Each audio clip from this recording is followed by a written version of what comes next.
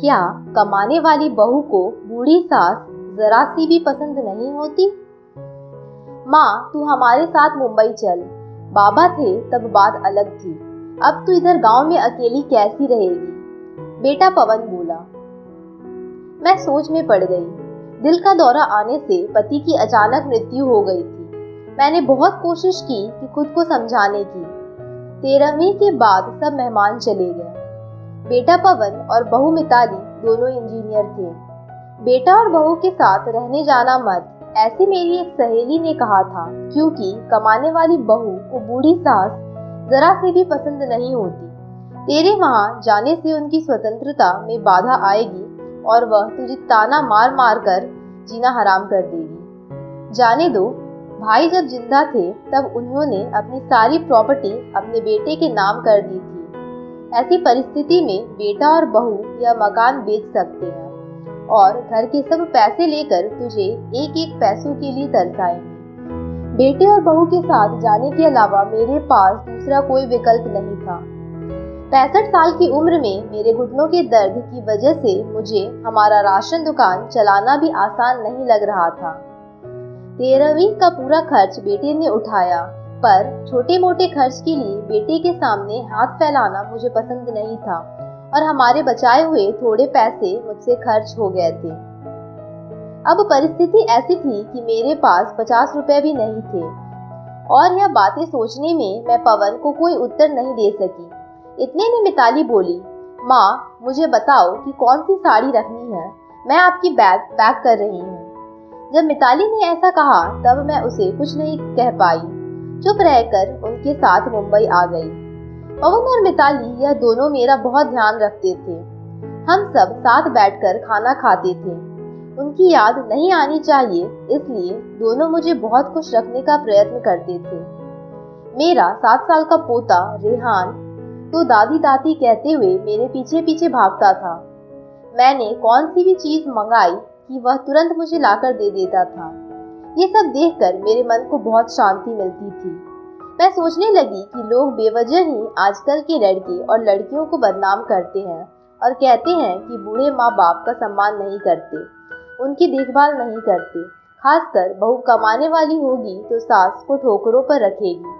लेकिन मैंने देखा कि ये सारी सिर्फ बातें ही थी। हर उंगली की तरह हर बहू सेम नहीं होती। आज सबने बाहर घूमने का प्लान बनाया था। हम सब मॉल में गए। उधर घूमते घूमते पवन और मिताली एक दुकान में कुछ खरीदने के लिए रुके। मैं और रेहान थोड़ा आगे गए। आइसक्रीम की दुकान देखते ही रेहान बोला, दादी मुझे आइसक्रीम खानी है। मेरे ऊपर जैसे बिजली सी गिरी, क्योंकि मेरे पास तो पैसे ही नहीं थे। दिन में कभी मुझे पैसे की जरूरत नहीं पड़ी। अभी क्या करें? मेरा उदास चेहरा देखकर रेहान वापस बोला, ले दो ना प्लीज। माफ कर बेटा, मेरी पर्स मैं घर में भूल आई। मेरे ऐसा बोलते ही रेहान मेरी तरफ एक अलग नजरों से देखने लगा। उसको लगा कि आइसक्रीम लेनी नहीं है, इसलिए दादी बहाने बना रही है। पर मैं क्या कर सकती थी? मुझे खुद ही शर्म आ रही थी। मैं कैसी दादी हूँ जो अपने पोते को आइसक्रीम भी नहीं लेके दे सकती। हमने बाहर ही खाना खाया। मिताली ने मेरे पसंद की काजू मसाले की सब्जी ऑर्डर की थी, पर मुझे वह पसंद नहीं आ रही थी। घर आने के बाद सबने थोड़ी देर टीवी देखी। पवन सोने गया। रेहान को क्या चाहिए और क्या नहीं वह देखने के लिए मिताली उसके रूम में गई। मैं भी मेरे रूम में सोने जा रही थी, तभी मुझे रेहान की आवाज सुनाई दी, मम्मी दादी बहुत कंजूस है, तू ऐसा क्यों बोल रहा है?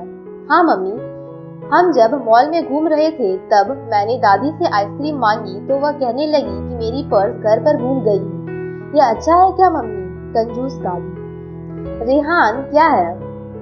दादी के बारे में ऐसे बोलने से पहले तुमने सोचा नहीं क्या? तेरी दादी इस वक्त कितनी दुखी है तू समझ नहीं सकता। दादी को कितना दुख है बेटा। दादी और दादाजी गांव साथ रहते थे, तभी अचानक दादाजी हम सबको हमेशा के लिए छोड़कर चले गए। जिस व्यक्ति के साथ हम 24 घंटे साथ रहते हैं, साथ उठना बैठना खाना पीना हम सब साथ करते हैं, हम सब अपना सुख दुख बांट लेते हैं, वही व्यक्ति जब अचानक हमको छोड़कर चला जाता है तो कितना दुख होता है तू अभी नहीं समझ सकता। सोच, अचानक तेरे मम्मी पापा तेरे से बहुत दूर चले गए, इतने दूर कि वो कभी वापस नहीं आए, तब तुझे बुरा नहीं लगेगा क्या? नहीं मम्मी, मैं तुम दोनों के बिना नहीं रह सकता, रेहान बोला। बेटा फिर सोच कि दादाजी बिना तेरी दादी कैसी रहती होगी। ऐसी परिस्थिति में वह अपना पर्स भूल गई होगी। तूने उनको कंजूस कहा, उनका प्यार तुझे नहीं दिखा क्या? जब भी तुझे स्कूल से आने में 5 या 10 मिनट भी लेट हो जाता है, तब वह बालकनी में खड़ी रहकर तेरी राह देखती है। उनके घुटने दर्द करते हैं तभी भी।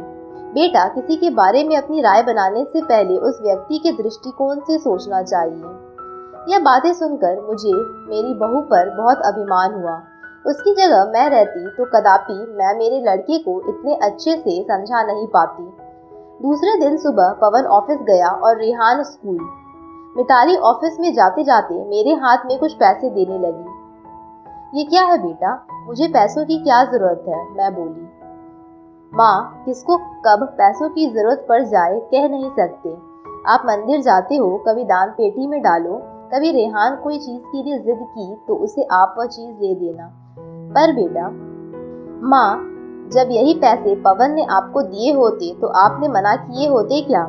नहीं ना, आपकी बहू भी कमाती है तो आप अपनी बहू से पैसे क्यों नहीं ले सकती? मिताली का कहना सुन के मेरी आंखों से आंसू आने लगे। जो मेरा बेटा नहीं समझ सका वह मेरी बहू ने समझा। मेरी बहू जैसी बहू सबको मिले। मैंने भगवान से प्रार्थना की ऐसी बहू मुझे हर जन्म में मिले। लोग बिना कारण कुछ कमाती बहुओं का दुर्व्यवहार देखकर सब कमाती हुई बहुओं को दोष देते हैं। कुछ बहुएं मिताली जैसी समझदार, सुलझी और बड़ों का आदर करने वाली होती हैं। दोस्तों, इतनी सी थी ये कहानी। आपको यह कहानी कैसी लगी कमेंट कर जरूर बताएं। अगर चैनल पर नए हो तो चैनल को भी सब्सक्राइब कर लें।